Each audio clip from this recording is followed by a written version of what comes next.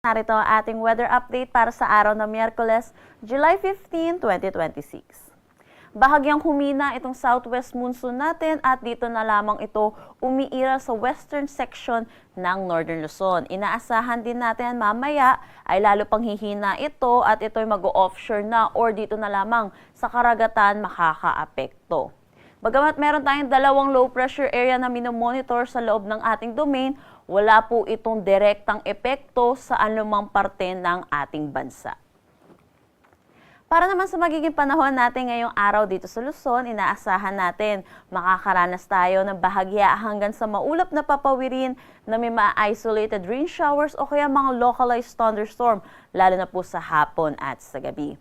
Para naman dito sa may Palawan, buong Visayas at Mindanao, makakaranas din sila ng maaliwalas na panahon. Pero asahan din po natin yung init at alinsangan, lalo na sa tanghali hanggang hapon, na may mataas na tsansa ng mga localized thunderstorm, lalo na po sa hapon at sa gabi.